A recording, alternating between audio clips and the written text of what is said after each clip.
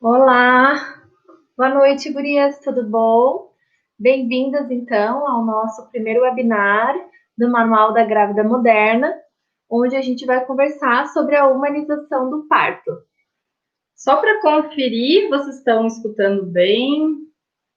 Tá tudo, o áudio tá bom?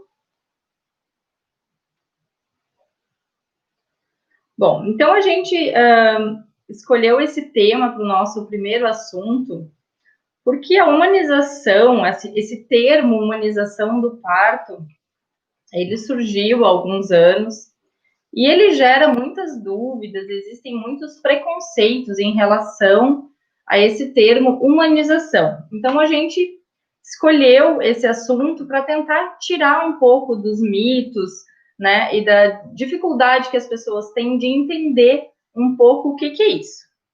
Então, se vocês forem pensar em humanização, né, se a gente for lá no dicionário procurar o que é humanização, é o efeito de tornar mais humano, né?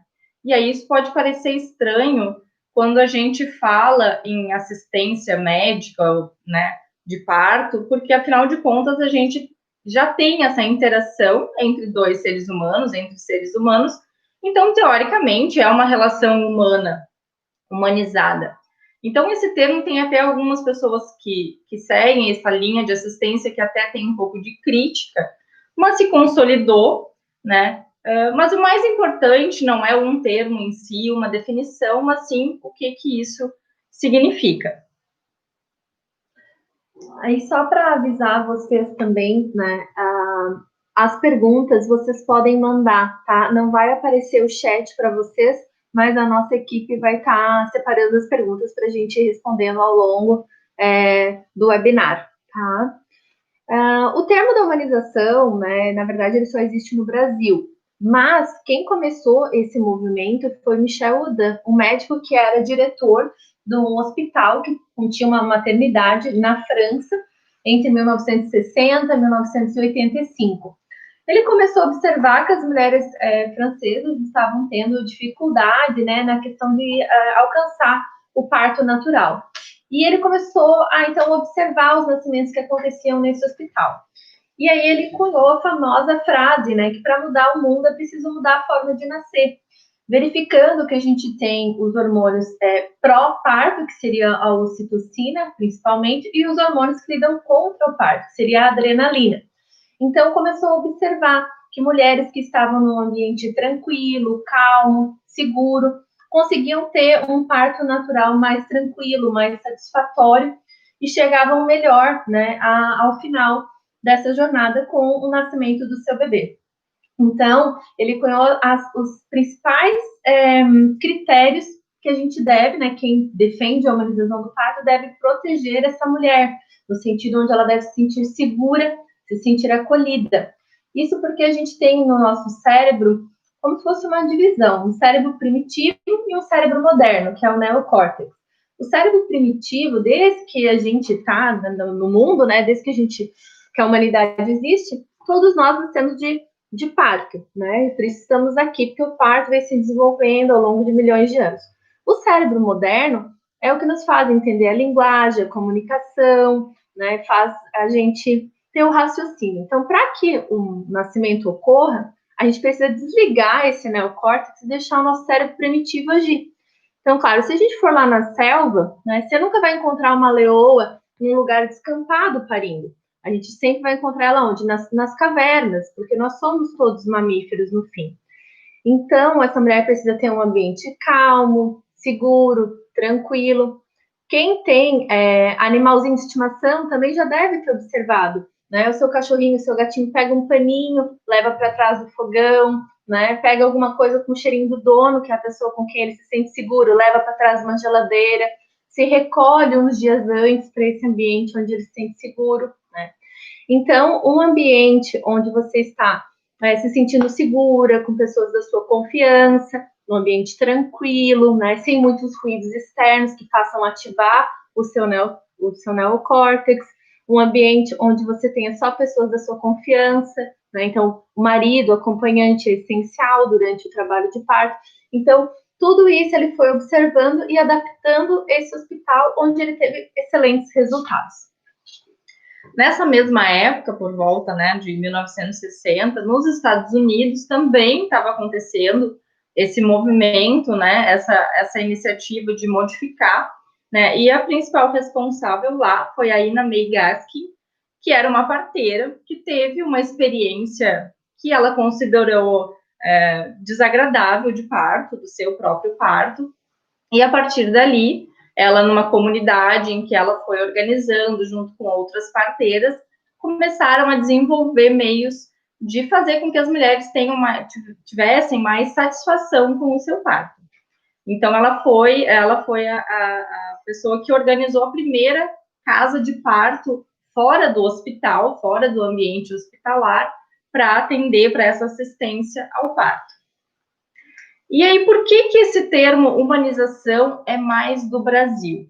O que a gente vê de diferente dos outros países é que, de uma forma geral, com a industrialização, com o capitalismo, com esse mundo mais tecnológico que a gente vive, foi se aumentando o número de cesáreas, porque numa linha de produção, vamos dizer assim, a cesárea é mais conveniente, porque a cesárea a gente marca uma hora, ela tem um tempo determinado para acontecer, então a gente consegue fazer várias cesáreas no tempo em que a gente acompanharia talvez um parto. Então, nesse mundo mais moderno, a cesárea se tornou mais conveniente para o sistema, vamos dizer assim. Então, em todo o mundo, se viu esse aumento no número de cesáreas e foi se criando esses movimentos, né, essas campanhas e essas campanhas de conscientização para tentar resgatar o parto e diminuir novamente o número de cesáreas. E isso também aconteceu no Brasil. No Brasil, a gente tem um índice de cesárea muito maior, né? Na rede privada chega a 90%, e no SUS em torno de 40% a 50%. Então, é bem expressivo esse aumento. Então, foi se desenvolvendo também no Brasil, só que além disso, além desse boom de cesáreas que aconteceu, a gente teve, infelizmente, uma realidade no Brasil que é a violência obstétrica. Então, ao invés da linha de produção de cesárea, se colocou a mulher numa linha de produção de parto, que a mulher tinha um tempo para parir e tentar acelerar ao máximo esse parto. Então, se criou e se desenvolveu e se tornou comum várias intervenções e vários procedimentos realizados com o intuito de colocar essa mulher também nessa linha de produção para acelerar esses processos. Então, no Brasil, o termo humanização surgiu muito também por essa questão da violência obstétrica, que a gente vai falar um pouquinho melhor sobre isso. E como a Daniela que falou, né, no Brasil a gente tem 40%, mais ou menos, de parto normal na rede pública e até 90% de cesárea na rede particular. Enquanto o que a OMS recomenda é que a gente tem apenas 15 a 20% de cesárea, né, que é os índices que eles trazem para o Brasil. Então, é muito comum a gente ouvir assim, se tudo estiver bem, você vai ter um parto. Quando, na realidade, quem trabalha com porcentagem entende que se acontecer alguma coisa, você vai precisar de uma cesárea, né? Então, é importante também frisar isso. A gente tem que mudar o jeitinho de pensar lá do começo, já. E quando que tudo isso se tornou mais expressivo no Brasil? Não sei se vocês lembram do caso Adelir, que foi um caso que aconteceu acho que uns 10 anos atrás, deve ser mais ou menos, foi uma mulher no Rio Grande do Sul, onde ela disse que ela não queria ter uma cesárea, e ela foi conduzida por policiais, que foram buscá-la na casa dela e a levaram até o hospital, né, separaram ela do seu companheiro, e ela foi obrigada a ter uma cesárea. Então, isso gerou muita revolta, né, entre as mulheres, né, brasileiras, e aí foi onde a humanização e esses conceitos e toda essa discussão começou a ganhar mais força aqui no Brasil, porque as mulheres começaram a procurar outras alternativas, né, que não fosse essa imposição do sistema que se estabeleceu. Uma das figuras importantes aqui no Brasil é a fadinha, né, que é a Maria de Lourdes da Silva Teixeira, que foi uma das primeiras doulas do Brasil, quando na época nem se falava nesse termo doula. Em 1978, ela começou a atuar, inicialmente com grupos de casais grávidos, né?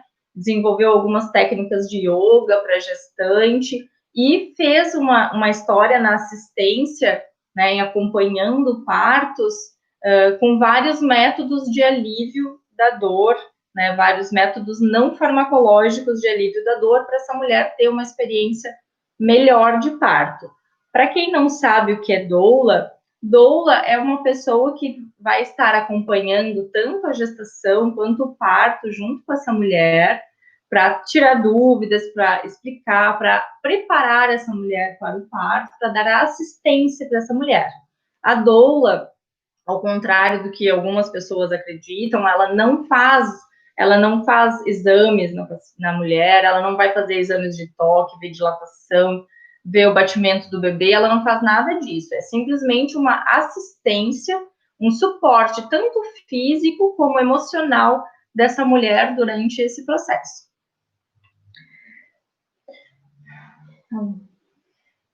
Desculpa. E agora a gente tem que entender, assim, depois, falando agora que a gente já sabe o que aconteceu da humanização, do surgimento da humanização, a gente tem que falar, infelizmente, sobre a violência obstétrica. Então, eu quero fazer um convite para vocês, para a gente imaginar aqui 2 cenários juntos, tá?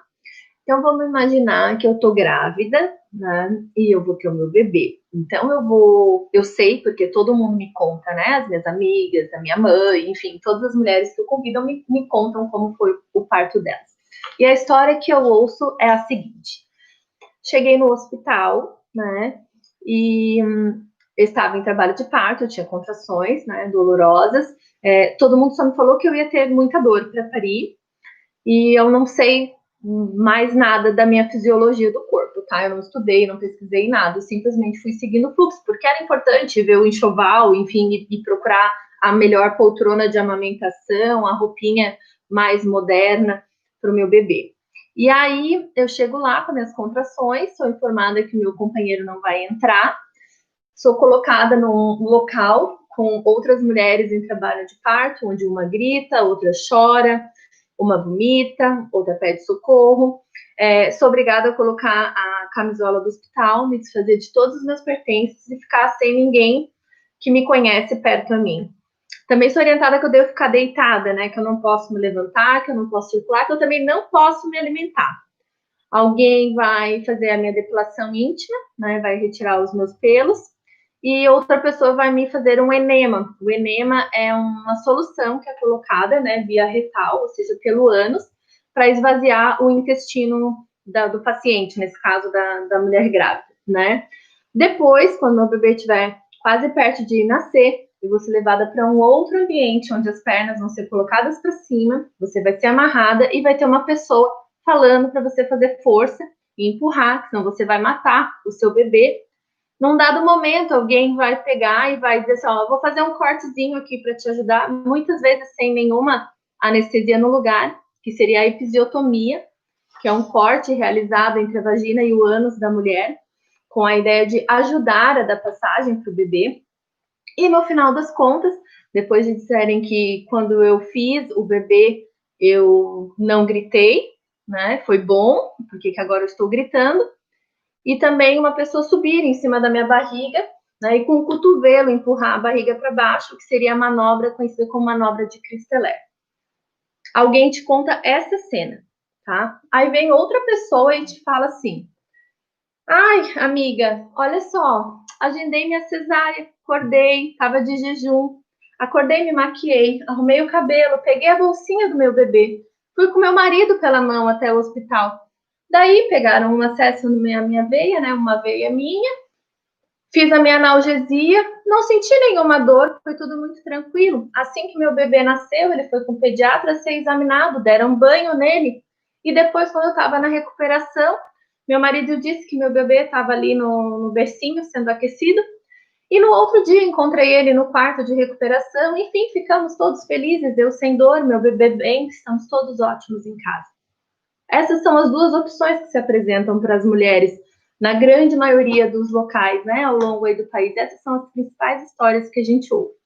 E dentro de uma situação dessas, realmente, acho que qualquer uma de nós, qualquer mulher, mulheres, me contem aí, o que vocês escolheriam? Opção A, opção B? Eu acredito que todas escolheriam a opção B, né? Porque as duas me parecem uma cena bem triste para o nascimento, para a chegada de um bebê. Mas a primeira opção é uma cena de tortura, né? Então, não tem quem não escolheria ter uma cesariana agendada, sendo só essas opções. E aí que o movimento da humanização entra, para trazer uma outra opção. Na verdade, nada mais é do que um nascimento respeitoso, né? Uma proposta de recepção desse bebê e de tratamento dessa mulher durante o período do parto de forma respeitosa. E é isso que a gente quer conversar. Então, falando de tudo isso, afinal de contas, o que é o parto humanizado, né? Na verdade, o parto humanizado ele surgiu para resgatar o protagonismo da mulher em relação ao parto e resgatar com que ela tenha autonomia, né? Que ela tenha autonomia para decidir a posição que ela quer parir, quem é que ela quer que esteja com ela naquele momento, resgatar toda essa individualidade dessa mulher, essa autonomia dessa mulher, mas também garantindo a segurança desse processo, né? Sempre baseado, né, em evidências científicas, nada é feito da própria cabeça, tudo é com muita segurança, mas respeitando esse processo fisiológico do nascimento. Então, algumas pessoas vão dizer, o parto humanizado é parto na água, parto humanizado é parto em casa, parto humanizado é parto com analgesia. Esses dias eu li isso. Na verdade, tudo isso pode ser humanizado porque tudo isso pode respeitar a vontade daquela paciente. Para mim, pode ser que no momento do meu trabalho de parto, eu fique muito desconfortável com a dor e eu queira fazer uma analgesia. Eu sei dos riscos, eu sei dos benefícios de fazer, mas eu escolho fazer e eu sou respeitada. Então, para mim, fazer analgesia é um parto humanizado, né? Para Fernanda, pode ser que ela queira parir em casa, que ela se sinta mais segura, né? Mais confortável. Então, para ela, o parto humanizado vai ser um parto em casa. Então, não existe uma regra. De novo, a gente não pode colocar a mulher numa linha de produção que agora, ao invés da cesárea, ao invés do parto violento, a gente coloca a mulher numa linha de produção de parto humanizado, tendo que dar regras. Na verdade, a gente não precisa seguir regras. A gente precisa orientar essa mulher, fazer com que ela entenda os processos, para ela escolher o que para ela vai fazer mais sentido. A mulher tenha o conhecimento e entenda os riscos e os benefícios de toda e qualquer coisa que ela decidir, né? Porque assim, risco zero na vida não existe. Então, assim, não existe, né? A gente precisa entender quais aqueles que essa família, né, você e o seu companheiro, optam como sendo o melhor para vocês nesse momento, né? Mas isso vocês só vão conseguir se vocês tiverem informação, se vocês tiverem conhecimento, se tiver abertura com o profissional que está assistindo vocês, para conversar e para trocar e para esclarecer e alinhar as expectativas. Na verdade, o profissional, é claro que a mulher tem que se preparar para esse processo, né? E durante a gestação, durante o acompanhamento pré-natal, mas o profissional que está assistindo tem que acreditar no processo fisiológico do nascimento e tem que promover essa assistência humanizada, porque se uma das duas partes não estiver em concordância, em harmonia, isso não vai dar certo. E esse é o nosso grande desafio atualmente, é que as mulheres estão convencidas disso, né? A grande maioria já está se mobilizando e se convencendo disso, mas ainda os profissionais a gente ainda está caminhando. E o que muda, então, quando você procura uma assistência humanizada, né? Não é só o parto, né? É como a gente está falando aqui em relação à informação. Isso já vem desde a construção do pré-natal, né? É uma consulta de pré-natal onde não vai ser centrado em exames, né, o seu pré-natal. Claro que dentro da medicina baseada em evidência, a gente tem as épocas ótimas de realizar cada exame, mas é centrado em entender quais são as suas peculiaridades. Então, cada pessoa vai ter um entendimento tanto social, emocional, aspectos religiosos que a gente precisa levar em consideração também. E assim, não tem como a gente adivinhar. A gente precisa conversar, precisa ter esse contato de pré-natal para entender os teus medos, né? As tuas ansiedades. E essa é uma consulta de pré-natal humanizado, onde a gente foca em manter a família, né, segura e tranquila com informação para suas escolhas, né? Muitas vezes tem muitas mulheres que fazem pré-natal, onde todo pré-natal ela vai fazer toda consulta de pré-natal vai fazer um ultrassom e a consulta acaba se tornando a realização do ultrassom, né? Quando na verdade existem muitas outras subjetividades que vão ser muito mais importantes, tanto para o desenvolvimento da tua gravidez e para ter um bebê saudável, quanto para a chegada, né, na relação do parto e do pós-parto. Porque, veja bem, uma mulher com medo, como eu disse, ela vai liberar hormônios negativos, ela vai ter, se ela não tem abertura com um profissional na sua consulta de pré-natal para tirar suas dúvidas, ela vai para casa ansiosa, ela vai comer mais, ela vai ganhar mais peso, ela vai ficar mais sujeita a ter uma pressão alta. Então, é um bolo de neve quando a gente não lida com as nossas ansiedades. E é papel do profissional e é outros profissionais que têm, né, esse entendimento completo do seu paciente fazer, né, estabelecer esse vínculo para poder você se sentir à vontade para tirar suas dúvidas e para crescer no seu conhecimento sobre a sua fisiologia, sobre a sua autonomia, que você fique tão segura que você possa ir para qualquer hospital e ganhar o seu bebê tranquilamente. Em relação ao parto, o que muda na assistência? Na verdade, a gente tem que partir do princípio que o parto é um processo fisiológico, é um processo natural. O trabalho de parto e parto foi feito para funcionar, tudo foi feito para dar certo.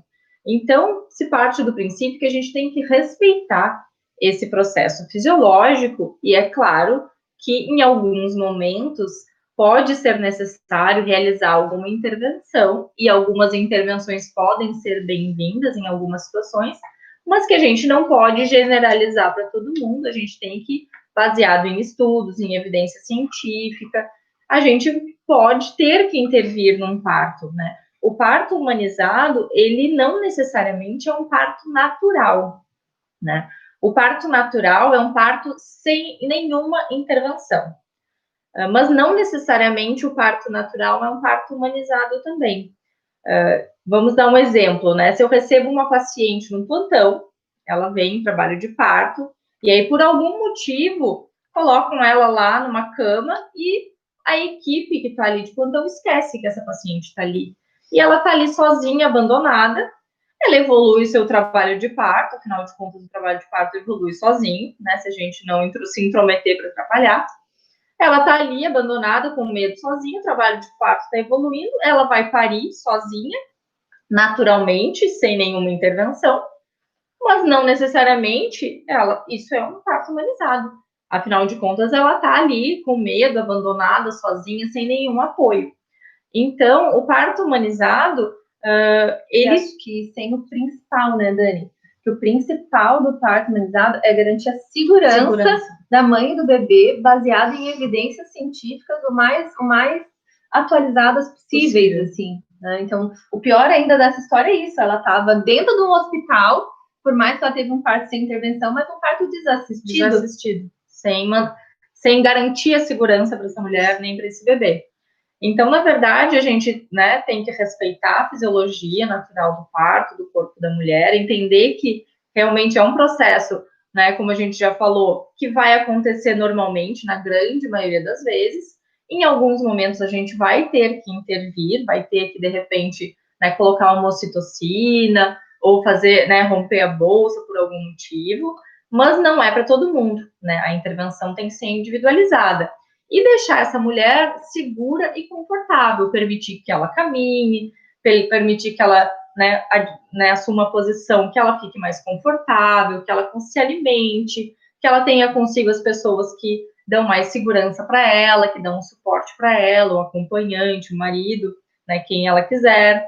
Quando o bebê nasce, né, se tiver tudo bem, o bebê fique com ela, né, com contato pele a pele, que a gente sabe que é importante para a liberação de mais ocitocina, para a amamentação, né. Promover uma assistência adequada para aquela mulher individualmente, sem tentar colocar ela dentro da mesma caixinha de intervenções que a gente acredita que toda mulher precisaria ter, né? Porque parece que a gente não consegue individualizar aquela pessoa. A gente não pode acreditar que todas as mulheres vão parir da mesma forma, no mesmo tempo, que todas as mulheres vão se encaixar no mesmo perfil. A gente sabe que isso não existe. Até dentro, né, na mesma mulher, de um parto para o outro, pode ter várias mudanças, né? Então, a gente tem que realmente individualizar e, principalmente, entender que quem vai fazer o parto é a mulher. O médico, a enfermeira que está ali acompanhando, eles não fazem o parto. Quem vai parir vai ser a mulher. Como a gente falou, se ela estiver sozinha num canto, ela vai parir sozinha. A gente não faz o parto. A gente garante a assistência, garante a segurança e o conforto dessa mulher. É isso que a gente faz. A gente assiste, a gente acompanha. Então, esse é uma coisa importante do parto, né? Garantir que as intervenções sejam feitas quando necessárias e, principalmente, que cesáreas não sejam realizadas sem a necessidade real, sem uma indicação real. Então, as mulheres, né, pelo que a gente observa, e observei aqui na resposta de vocês também, quando eu contei as histórias, as mulheres, elas não têm medo do parto, elas têm medo da violência que pode estar contida na assistência ao parto aqui no nosso país. Existe, inclusive, uma pesquisa no Brasil antiga, já agora não vou lembrar certinho o ano que foi feito, mas 90% das mulheres brasileiras iniciavam os seus pré-natais desejando um parto normal. Né? Porque a gente entende que a gente nasceu, né, com a máquina perfeita para isso. Porém, ao final do pré-natal, quase 80% já tinha desistido de ter um parto normal. E o que acontece nesse meio de caminho aqui no nosso país que mina a confiança da mulher? Se vocês observarem filmes estrangeiros de quando alguém fica grávida, uma amiga vira para outra e conta que está grávida, ela vai perguntar onde é que você vai fazer o seu curso de gestante. O seu parto vai ser em casa? O seu parto vai ser no hospital? Você já contou para sua família? Essa é a conversa, né? Se você observar, ou se você conversar com mulheres que tiveram seus bebês no exterior ou que moraram no exterior um tempo. Quando aqui no Brasil alguém conta, amiga, tô grávida, a pergunta é, ai, vai agendar cesárea ou vai ter parto? Assim, no exterior, nos outros países, não existe essa opção. A gente considera, elas confiam nos seus corpos, elas entendem que nasceram para parir, né? Então, isso é bem interessante da gente se analisar o quanto esses mitos, né, foram minando a confiança das mulheres brasileiras nesse processo que é natural, né?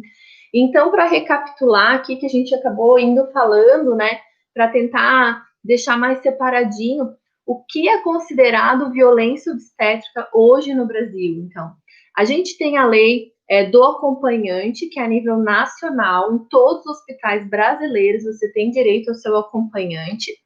Em alguns estados também existe a lei das doulas. Essa não é a nível federal, é estadual. Então, você precisa se informar se no seu estado, além do acompanhante, você pode levar uma doula, tá? A manobra de Christeler, que é aquela que eu falei que a pessoa vai com o cotovelo, com o braço, né, no fundo do útero, no fundo no fim, assim, da barriga da mulher para empurrar o bebê para sair. Essa manobra, ela é proscrita, ela não deve ser realizada em nenhuma hipótese, tá? Não deve ser realizada, é uma violência. A episiotomia, que é muito falada e gera muito medo também, nos livros ainda é considerado algumas indicações, mas não de rotina, ou seja, não é uma coisa que deve ser feita para todas as mulheres, independente do que aconteça. É algo que deve ser avaliado se vai haver necessidade. Nós entendemos que não existe essa necessidade em nenhum momento, mas cada profissional, né, ainda tem essa autonomia de avaliar. Mas a mulher também pode se negar à realização da episiotomia, né? Porque existe o consentimento. Né? Ela tem que consentir a realização, né, dos procedimentos e das intervenções, né? Isso faz parte do atendimento respeitoso, né? Discutir com a paciente se tem alguma coisa que o médico ou a enfermeira acredite que precise ser feita e entender se ela aceita, né, a realização de alguns procedimentos. E com a episiotomia é a mesma coisa. Cada vez mais estão surgindo novos estudos mostrando que realmente ela não tem muitos benefícios, né? Então, a gente, graças a Deus, a gente não faz mais. Há uns anos, né? Há alguns anos.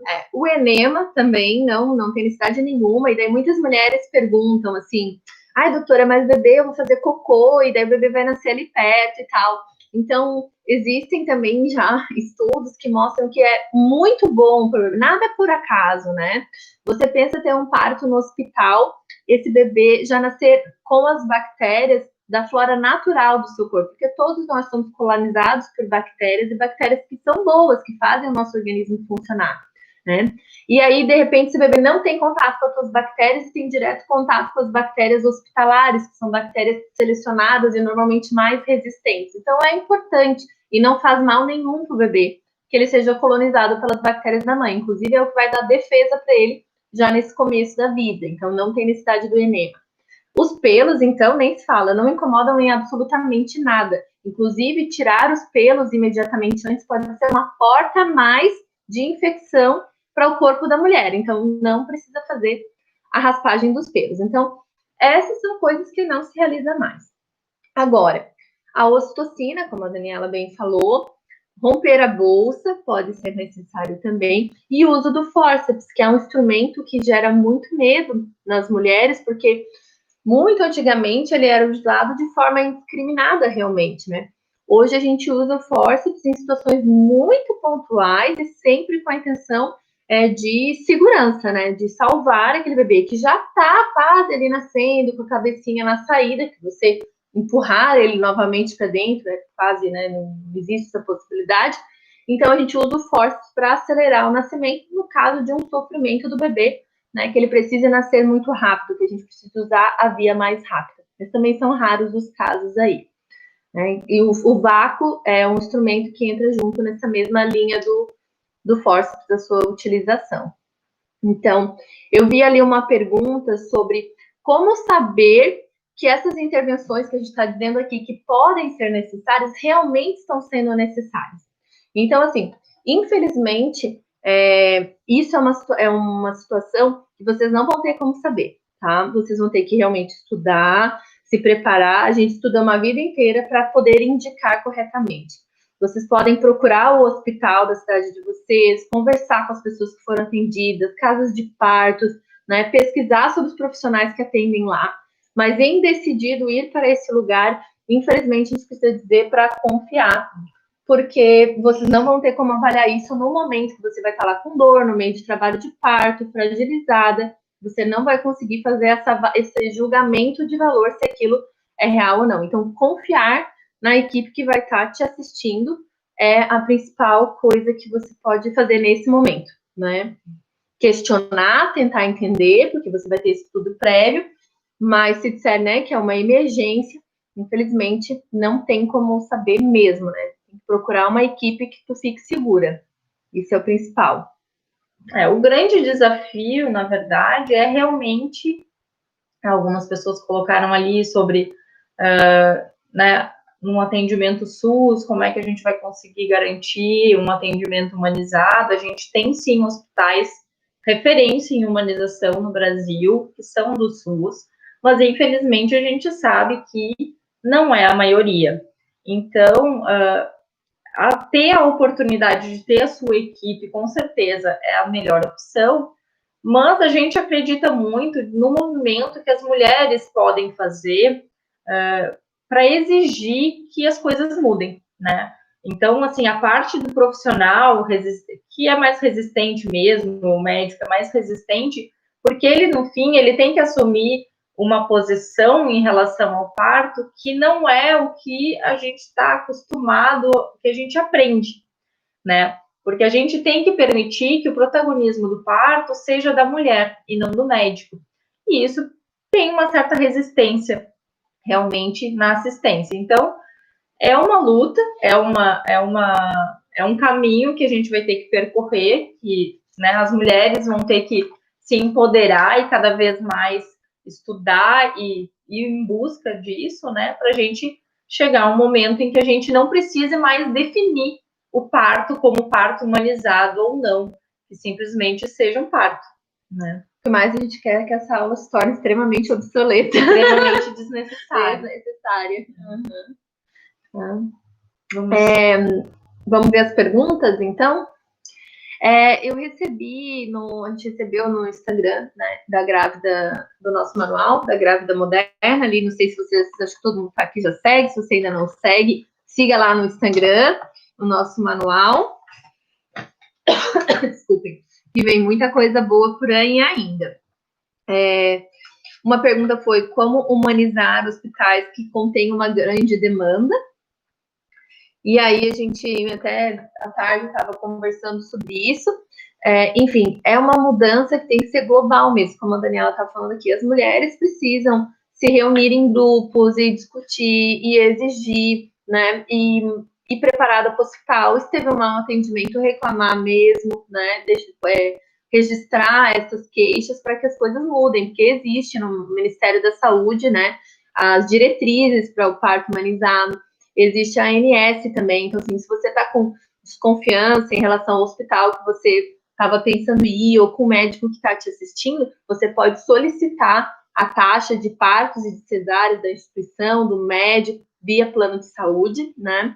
Você também pode procurar uma outra opção se você não está se sentindo segura, não tem problema nenhum, isso pode ser realizado. Tem muita mulher que tem plano de saúde, a gente sabe aí pelo Brasil, e acaba indo ser atendida na unidade básica, porque acaba se sentindo mais segura. Então, troca mesmo, até encontrar alguém que você se sinta segura e que esteja ali passando as informações que te deixem, né, tranquila para esse momento. A outra era o público e o privado. Entre o hospital público e o hospital privado. Como a gente falou no início, o índice de cesárea no hospital privado é 90%. Então, se você for para um plantão de hospital privado, que existem alguns, é difícil, é complicado. No SUS, como existe todo esse incentivo, né, do Ministério da Saúde para o parto, a chance de você ter um parto é maior. Mas em nenhum dos dois cenários a gente consegue garantir o respeito à autonomia da mulher. Na grande maioria dos serviços, você só vai conseguir isso mesmo com uma equipe privada, né? Infelizmente,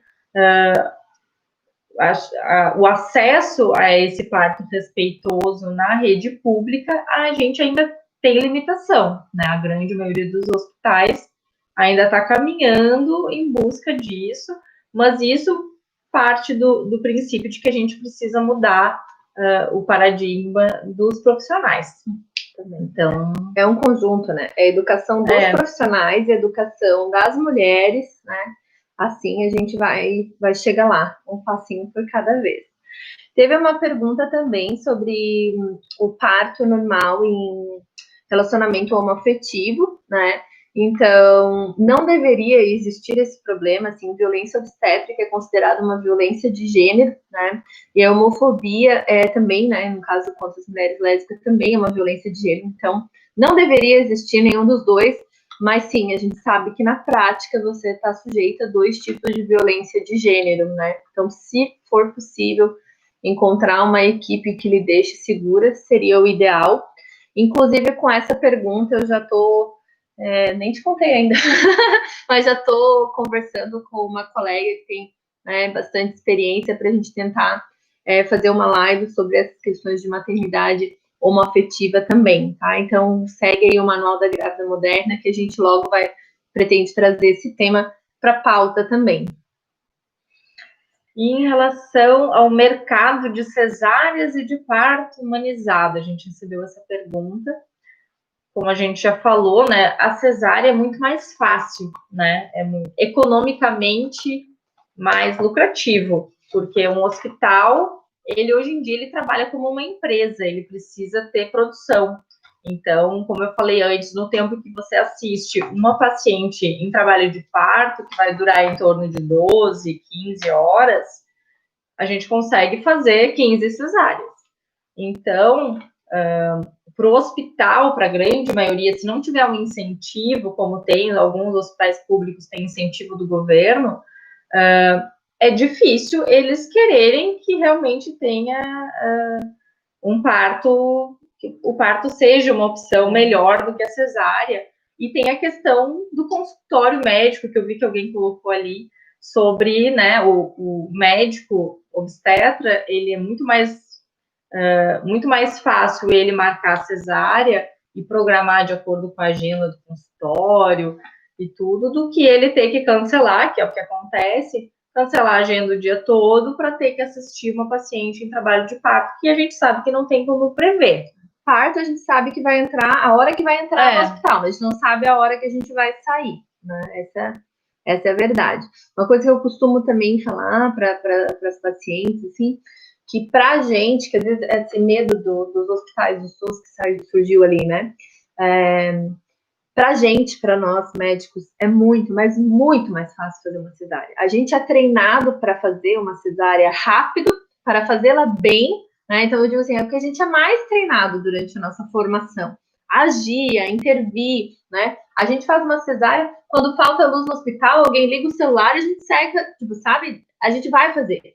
Não tem um obstetra que não existe essa possibilidade, né? É o que a gente é mais treinado para fazer. A gente faz de olho fechado, de mão nas costas, de cabeça para baixo, do jeito que for. É uma coisa muito, muito mecânica, muito treinada, já está muito introjetado no nosso cérebro. Agora, sentar em cima da mãozinha da gente, ficar observando, esperando o parto acontecer, isso é que é o difícil. Então, se você tiver lá no Hospital SUS, estiver lá com medo, achando que estão te deixando lá, como é que é, levando as últimas consequências do seu parto, não, tira isso da tua cabeça. Tira isso da tua cabeça, porque nenhum profissional vai deixar de te operar para levar últimas consequências, algo que para ele é muito mais fácil de operar.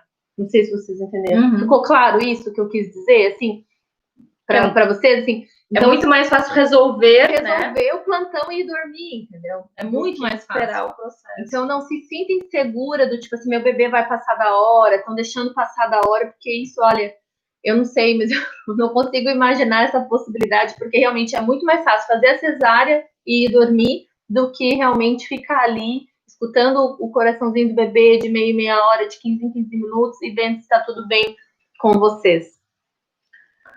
Teve alguém que pediu para a gente falar sobre parto de cócoras, né? Então, como a gente falou do parto em relação a mulher poder escolher a posição que fique mais confortável e a ficar livre para escolher, ela pode escolher o parto de cócoras. A gente sabe que todas as posições de parto em que a mulher fica mais em pé, mais verticalizada, que a gente fala, e não deitada, favorece mais, né?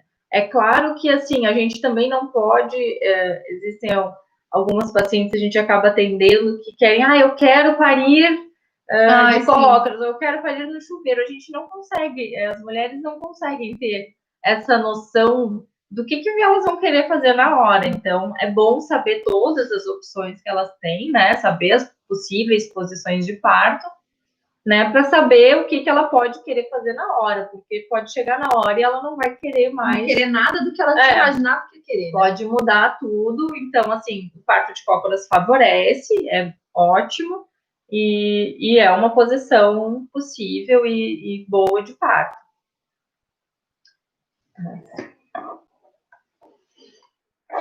E aí, gente?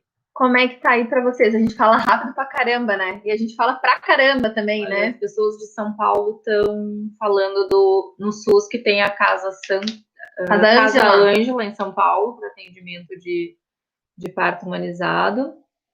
Perguntando sobre parto do profissional enfermeiro. Com certeza. Com certeza, né? Eu, quando cheguei aqui, a gente mora em Blumenau, para quem não sabe, em Santa Catarina, e eu vim do Rio Grande do Sul e comecei a trabalhar aqui no hospital, que a gente tem práticas mais humanizadas, e eu aprendi muito com as enfermeiras obstetras, eu sou fã, assim, a gente tem essa vivência, a gente, infelizmente, aprende obstetrícia no modelo assistencial dito tradicional, assim, com todas essas enfermeiras, né? Com todas essas intervenções. Então, a gente aprendeu, eu aprendi muito essa parte, né, de entender a fisiologia, de respeitar com as enfermeiras obstetras aqui de Blumenau, e sou muito grata a elas, e até brinco que às vezes é melhor a enfermeira do que... Com certeza. Partos de baixo risco, né? Tá muito Elas bem estão documentada super sobre a segurança da profissional, a capacitação das enfermeiras obstétricas é incontestável, né? Sim. Tanto que a gente, enquanto equipe, né, nós temos 2 enfermeiras maravilhosas que atendem junto com a gente também, Nath e Nai, vocês estão por aí, um beijo para vocês, que a gente atende em conjunto também. Gêmeos univitelinos, a Maria Carolina está perguntando. Então, Maria Carolina, gêmeos univitelinos, infelizmente, não é uma indicação de a gente tentar parto, assim, né? Então, se você for para um hospital realmente da rede pública, os protocolos indicam que seja cesariana. Então, vai conseguir, talvez só se você tiver uma equipe, né, com experiência nesse tipo de atendimento, que tope atender o teu parto normal com univitelinos. Mais alguma coisinha por aqui? Que a gente está quase chegando ao fim. Aproveitem. Episiotomia já foi. Opa. Importantíssima pergunta da Ingrid, gente. Quer falar, Dani, sobre isso? Então, o parto, a humanização, na verdade, a gente vai falar o contrário, né? O que a violência obstétrica pode provocar, né, na saúde mental dessa puérpera, assim, dessa mulher. Então, isso pode trazer consequências para a vida inteira, assim, né? De autoestima, até de depressão, né? A gente sabe que a mulher que sofreu uma violência obstétrica, ela tem mais riscos de ter uma depressão pós-parto, né? Então, ela realmente é um trauma físico, né? Como se fosse uma síndrome de transtorno pós-traumático, né? É importante também frisar, e eu quero trazer essa história para vocês, que eu atendi um caso de uma mulher que na sua primeira gestação ela teve uma cesárea, tá? Foi indicada, assim, a cesariana dela. Ela não chegou a entrar em trabalho de parto, o bebê estava sentado, o hospital que ela, né, iria ter o bebê fazia cesárea nesses casos. Depois eu já respondo a pergunta do Eduardo ali sobre o parto pélvico, né? Então, assim, dela, ela foi até ao hospital, indicaram a cesárea. Só que, assim, a violência, gente, ela não é só física, tá? Ela pode ser também psicológica e verbal. Então, essa mulher, ela foi violentada de outras formas, como piadas sobre o peso dela, piadas sobre a região íntima dela. Durante a cesariana, as pessoas estavam conversando sobre assuntos aleatórios, tipo a conta que tinha para pagar, se já tinha carregado o paciente do leito não sei aonde, não sei aonde, se já tinham limpado a sala número 5, porque ia ter outro procedimento. Isso também é violência, tá? Então, essa mulher, ela teve uma depressão pós-parto, sim. Até hoje ela tem dificuldade de vínculo com o bebê dela, ela não conseguiu amamentar, né?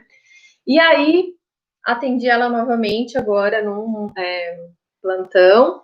Novamente a mesma situação, o bebê sentado, já tinha uma cesárea prévia, plantão, tal. Fomos fazer a cesárea, porque assim, não é porque a gente tem a necessidade de uma cesárea que esse momento tem que ser um momento violento, né? Então ali ela me contou toda a situação que ela tinha vivido no parto anterior. A gente escolheu uma música que ela gostava, a bebê nasceu e foi pro colo dela. Mesmo na cesariana, o marido cortou o cordão umbilical. Pensa numa pessoa que chorava, né? Dizendo que tinha ressignificado a história do parto anterior, tá? Então é importante lembrar que a violência ela não é só física, não é só amarrar a perna da gestante ou cortar. também está nessas outras questões. Então, se tem algum profissional de saúde assistindo a gente hoje aqui, também pensar, né, se você está lá naquele momento, se enfiar 11 profissionais dentro de uma sala de parto, isso é extremamente violento. Cadê a privacidade dessa família nesse momento, da chegada desse novo membro da família, né? Não pode, isso não pode acontecer, tá? Eu até estava conversando sobre isso com os alunos, né? E realmente a gente está tão acostumado, né? A maioria dos médicos está tão acostumado com a questão de fazer a cesárea, de fazer o ato cirúrgico em si, que acaba, né, tendo conversas aleatórias durante o procedimento que não cabe para aquele momento de nascimento que para nós é mais uma cesárea, né? Para o médico é só mais uma cesárea, mas para aquela mulher, para aquela família é o momento mais importante de nascimento do seu filho. Essa pessoa só chega no mundo uma única vez, né? Então, a gente pode acabar com a experiência de nascimento e gerar uma lembrança ruim desse momento tão importante, né? Então, esse é um momento de amor, de tranquilidade. Tudo que a gente fala, assim, de até uma piada, alguma coisa que a gente acha, até pode achar que é inocente, mas para aquela mulher pode, né?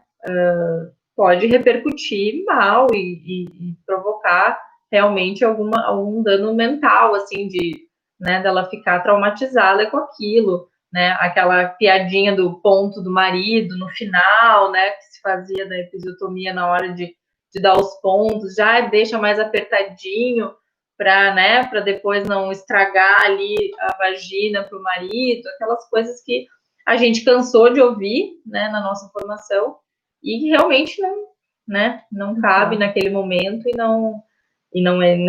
nem existe essa necessidade desse tipo de comentário, né? E aí, sobre o parto pélvico, então, que eu fiquei de responder o Eduardo. O parto pélvico, o que acontece? Os bebês podem nascer sentados, sim, é uma forma de nascimento.